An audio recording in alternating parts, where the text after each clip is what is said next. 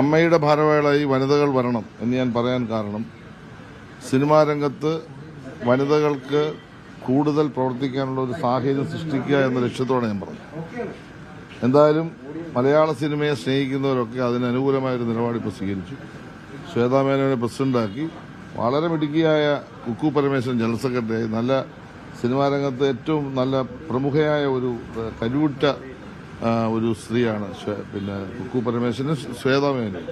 പിന്നെ മൻസിബായപ്പോൾ ഇപ്പോൾ ട്രഷറായിട്ട് തിരഞ്ഞെടുക്കപ്പെട്ടു. വളരെ മിടുക്കിയ ഒരു കുട്ടിയാണ്. അപ്പോൾ അവരുടെ ടീം പ്രവർത്തിക്കട്ടെ. അവർക്ക് എല്ലാവിധമായ ജോയിന്റ് സെക്രട്ടറി ആയിട്ട് എല്ലാവിധമായ ഭാവുകങ്ങളും വിജയാശംസകളും ഞാൻ നേരുകയാണ്. ഈ നമ്മുടെ കേരളത്തിൽ സിനിമാ കോൺക്ലേവിന്റെ തുടർച്ചയായി സിനിമാ രംഗത്ത് മാറ്റങ്ങൾ കണ്ടു തുടങ്ങി എന്നതിന്റെ ഒരു തെളിവായിട്ടാണ് ഞാൻ ഇതിനെ കാണുന്നത്. നേരത്തെ തന്നെ WCC-യുമായി ബന്ധപ്പെട്ട പ്രശ്നങ്ങളൊക്കെ തന്നെ ഈ സിനിമയ്ക്കകത്ത് നല്ല സിനിമാ സംഘടനയ്ക്കകത്ത് നിന്ന് പുറത്തുപോയ ആളുകളൊക്കെ തന്നെ ഉണ്ട്. അവരൊക്കെ തിരിച്ച് എത്തുന്നതിനൊരു സാഹചര്യം ഉണ്ടാകുമോ? അത്തരം കാര്യങ്ങളിലൊക്കെ എന്താണ്? അല്ല, വനിതകൾ ഒരു ലീഡർഷിപ്പിലെ അമ്മ പോലൊരു മലയാള സിനിമയിലെ ഏറ്റവും പ്രധാനപ്പെട്ട ഒരു സംഘടനയുടെ ലീഡർഷിപ്പിലേക്ക് വനിതകൾ വരുന്നത് ആദ്യമായിട്ടാണ്. അവര് മത്സരിക്കുമ്പോൾ ഇപ്പോൾ ശ്വേതാ മേനോനെ പറ്റി വളരെ മോശമായ തരത്തിലുള്ള ആരോപണങ്ങളും ആക്ഷേപങ്ങളും ഉന്നയിച്ചു. അത് കോടതിയിൽ പോയിട്ടാണ് അവർ അതിൽ നിന്ന് ആ ആരോപണങ്ങൾക്കെതിരെ നിലപാട് കോടതിയെ കൊണ്ടാണ് കിട്ടിയത്.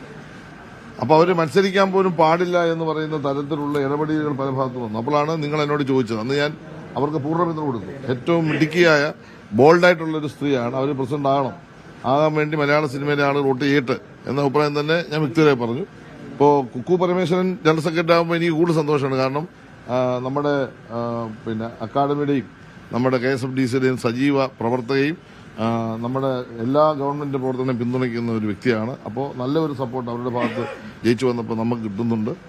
അതുപോലെ ജോയിന്റ് സെക്രട്ടറി ആയിട്ട് ജയിച്ചിട്ടുള്ളതും വളരെ മിടുക്കിയ ഒരു കുട്ടിയാണ്. അപ്പോൾ സ്വാഭാവികമായിട്ടും സ്ത്രീ ഭരണം വരട്ടെ, ഒരു നല്ല കാലം മലയാള സിനിമയ്ക്ക് വരാൻ പോകുന്നു എന്നതിന്റെ സൂചനയായിട്ടാണ് ഞാൻ കാണുന്നത്. അതുകൊണ്ട് പുരുഷന്മാരും മോശമായിട്ടല്ല, ഇത്രയും കാലം പുരുഷന്മാർ ഭരിച്ചു, ഇനി സ്ത്രീ ഭരണം വരട്ടെ.